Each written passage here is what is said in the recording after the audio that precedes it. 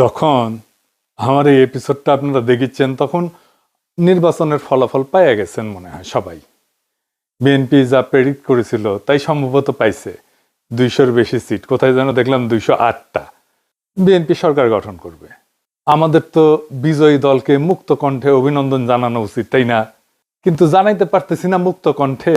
অভিনন্দন জানাই, অভিনন্দন জানাবো, কিন্তু মুক্ত কণ্ঠে জানাইতে পারতেছি না, কারণ আজকে আপনারা জিতছেন কিন্তু ইতিহাস অন্যদিকে হাঁটতেছে। কিছু বিষয়ের কারণে এই ভোটের গায়ে এমনভাবে কালি লেগে গেছে যেটা খুবই খারাপ একটা কাজ হয়েছে। খারাপ কাজটা কি সেটা আমরা আস্তে আস্তে আলাপ করব। এইটার দরকার ছিল না এইভাবে কারচুপি করার। ভোটটা সুষ্ঠু হয়েছে কিন্তু রেজাল্ট সুষ্ঠু হয় নাই। 10:30 পর্যন্ত রেজাল্ট আসতেছে মোটামুটি 2 জোট পাশাপাশি আগাইতেছে, 3-4টা সিটের গ্যাপ, কখনো এই জোট একবার আগে, কখনো আরেক জোট একবার আগে, তারপরে সব বন্ধ বেশ কিছুক্ষণ, ঘন্টা 2-1, তারপরে তত্তর করে বিএনপি আগে যেতেছে। আর জামাত জোট মনে হয় ঢাকার জ্যামে আটকেছে, আর নড়ে না, নড়ার চড়ার কোনো নাম নাই, ওইখানেই থাকলো। 40 থেকে বিএনপি 208 হইল। আচ্ছা বলেন তো, কখনো এইভাবে ডেটা ফাংশন করে? ভোটের সব তো ডেটা, অঙ্ক, এটা কি এইভাবে ফাংশন করে? মানে এটা বিজ্ঞানের কথা, হ্যাঁ, ব্রেনটের কথা আর কি, এডুকেশনের কথা। এগুলো তো র্যান্ডম নাম্বার।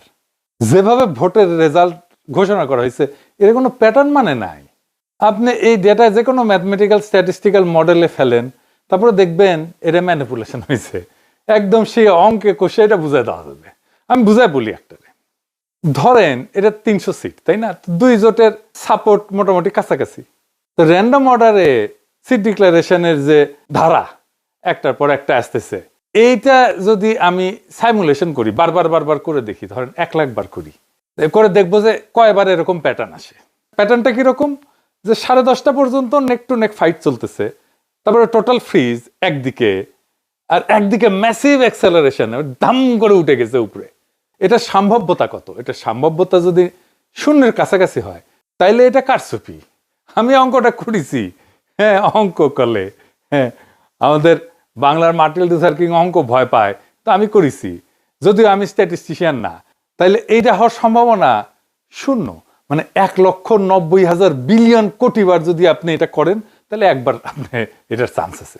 মানে বুঝেছেন তো এডিটর সাহেব, লিখে দেন 1,90,000 বিলিয়ন কোটি বার আপনি যদি এটা সাইমুলেট করেন, প্রায় অসীম সংখ্যায়, তাহলে একবার এটা হওয়ার সম্ভাবনা আছে। এই এই এই নির্বাচনে যেটা হয়েছে, কি রেকর্ড দেখেছেন, গিনেস বুকে ঠাঁই পাবে বিএনপি দল হিসেবে। এবং তাদের বুদ্ধিজীবীরা এইরকম আসন সংখ্যার কথাই কিন্তু বলছে, 200-র বেশি পাবে বলছে না? বলছে জামাত এনসিপি 80টার মতো পাবে, তাই হয়েছে। আমার প্রশ্ন হইতেছে, এত নিখুঁত প্রেডিকশন কেমনি করলো? তার মানে আগে থেকে সাজানো ছিল, তাই না? আচ্ছা, এই যে 208টা সিট যে পেল, এইরকম আওয়াজ কি বিএনপি ছিল যে 208টা সিট পাবে? ইলেকশনে মাঠে ছিল, বরং উল্টাটা ছিল। এই লেভেলে জিততে হইলে তো একটা ইস্যু লাগে রে ভাই, বড় ইস্যু লাগে, যে ইস্যুতে সারা দেশ র্যালি করবে। 2008 সালে ইস্যু ছিল বিএনপির দুর্নীতি, সেজন্য আওয়ামী লীগ জিতেছিল, এরকম জিতেছিল। 70-এর নির্বাচনে ছিল স্বায়ত্তশাসন, এজন্য মুজিব জিতেছিল। এইবার কি ছিল? Family card. মানে মানুষ পাগল হইয়া ফ্যামিলি কার্ডের জন্য ছাপ্পর ফাইরা ভোট দিছে। আপনারা সবাই দেখেছেন যে মামুনুল হককে বিজয় ঘোষণা করছে সব কয়টা মিডিয়া, তারপরে ওই খবর সবাই মুছে দিছে। তারপরে দেখি ববি আজাদ জয়, এরকম তো অনেক আসন হয়েছে। এমনকি তারেক রহমানের আসন হয়েছে, 3,500-এর ব্যবধান ছিল, 17টা কেন্দ্র বাকি ছিল গোনা, তারেক রহমানকে বিজয়ী ঘোষণা করে দিছে। তারেক রহমানের প্রতিদ্বন্দ্বী লিখছে, এটা আমি স্ক্রিনশট নিয়ে রাখছি। ওই সময় খুলনাতে মিয়া গোলাম পারোয়ার কত ভোটে হাঁটছে জানেন? 2,000 ভোটে মাত্র।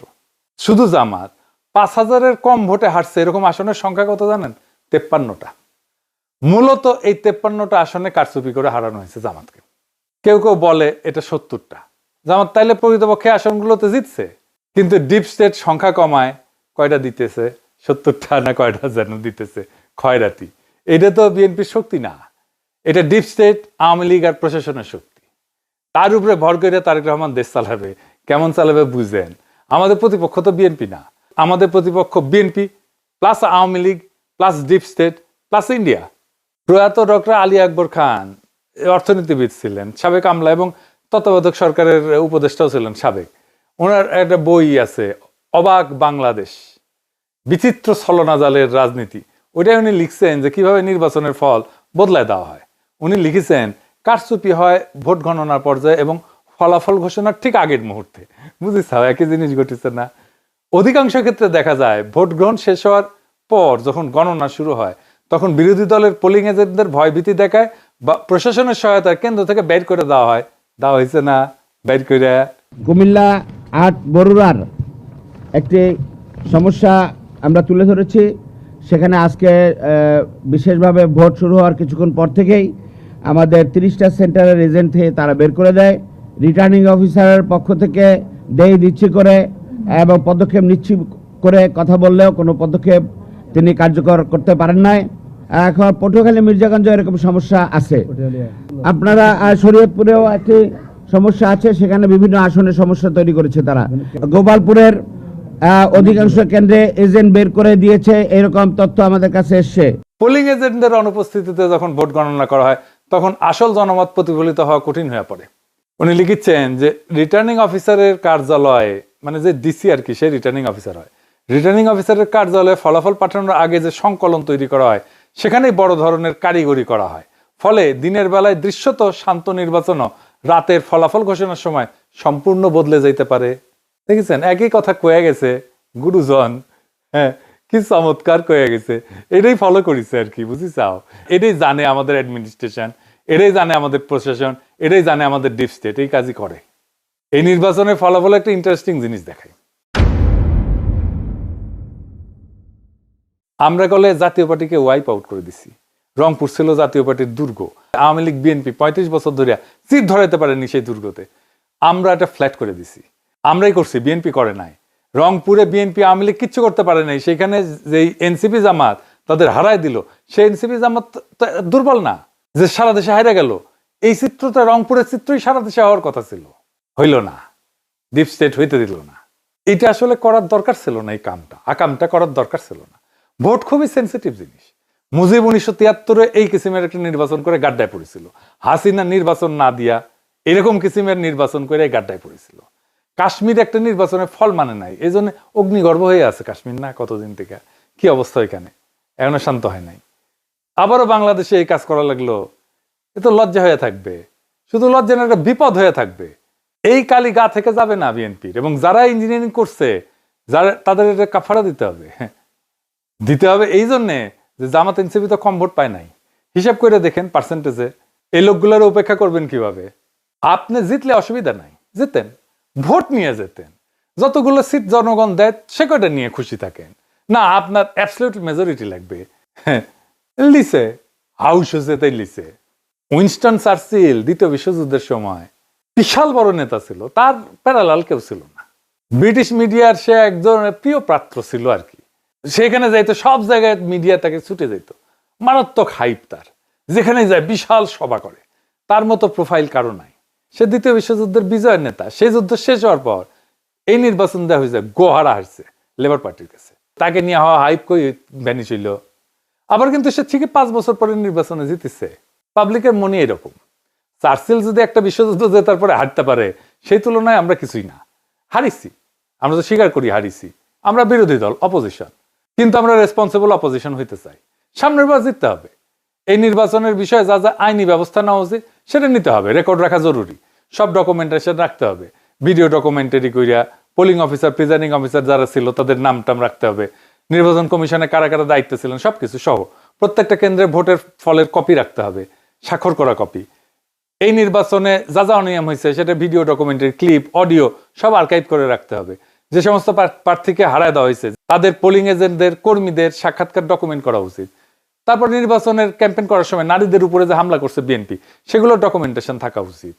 এই নির্বাচনে আমরা যে হাইপ তুলছিলাম সেটা তুলনাহীন। সেই জন্য সবাইকে আন্তরিক ধন্যবাদ। অসম্ভব কাজ করছেন আপনারা। কিন্তু সেটাকে ব্যালটে নিয়ে যাওয়ার জন্য যে আরো কিছু করণীয় ছিল সেটা আমরা ঠিক মতো করতে পারি না। এটা স্বীকার করা ভালো, বা করতে পারি নাই। ভোট কেন্দ্রগুলোতে পর্যাপ্ত কর্মী দেওয়া যায় নাই।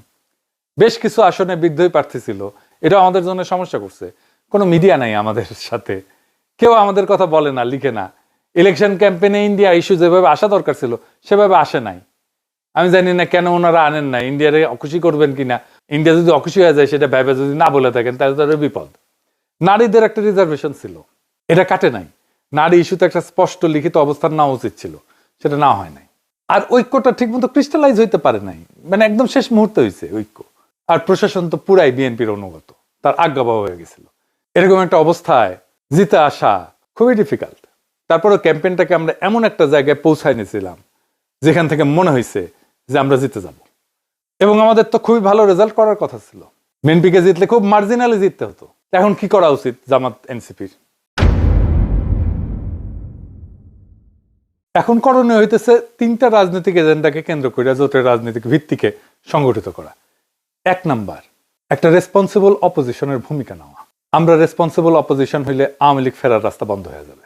এখনই নতুন সরকারের বিরুদ্ধে আন্দোলন সংগ্রাম করে খড়গহস্ত হওয়া উচিত হবে না। আমরা দেখি কি ডেলিভার করতে পারে বিএনপি।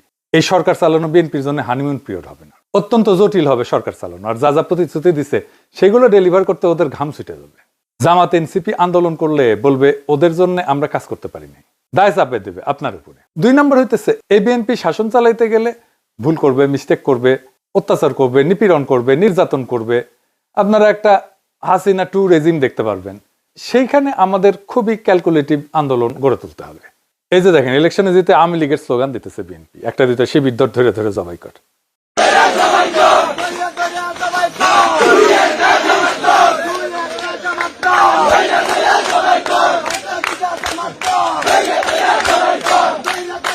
বিজয়ের উল্লাস চলতেছে দুবাই স্কুল।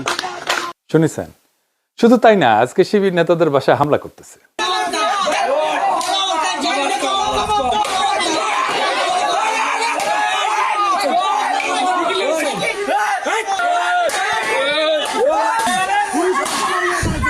বিএনপির সন্ত্রাস,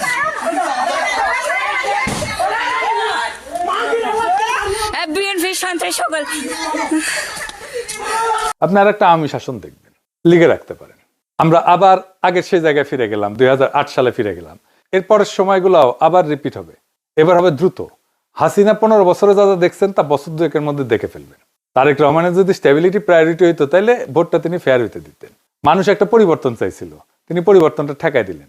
এভাবে আদৌ পরিবর্তনকে ঠেকায় রাখা যায় না। আর 3 নাম্বার স্ট্র্যাটেজি হইতেছে আজকে যেই শক্তি জামাত আর এনসিপির পিছনে দাঁড়াইছে সেই শক্তিকে সংহত কইরা পরের নির্বাচনের জন্য আজ থেকে প্রস্তুতি নেওয়া উচিত। এই নির্বাচন কিন্তু দেখাই দিল যে বাংলাদেশ এখনো গণতান্ত্রিক পরিপক্কতায় পৌঁছায়নি, কিন্তু এই ভোট প্রমাণ করলো একটা বিকল্প শক্তি উঠে এসছে। এই শক্তিকে আর থামানো যাবে না। আর বিএনপি যেহেতু আওয়ামী লীগ আর হাসিনার দেখানো পথেই যাইতেছে, তাই সে হাসিনার অন্তিম যে লক্ষ্য সেটার দিকেই যাবে। এটাই ইতিহাসের শিক্ষা। তবু আপনাদের জন্য শুভকামনা। আমরা লক্ষ্যে অবিচল থেকে আগায় যাব, জনগণকে সাথে নিয়ে যে আজাদির কাফেলা আমরা শুরু করছি তার সাথেই যাব। দেখা হবে রাজপথে, দেখা হবে লড়াইয়ের মাঠে, দেখা হবে আবারও আগামী নির্বাচনে। আমরা আরো শক্তিশালী হয়ে আপনাদের সামনে আসব। ইনকিলাব জিন্দাবাদ।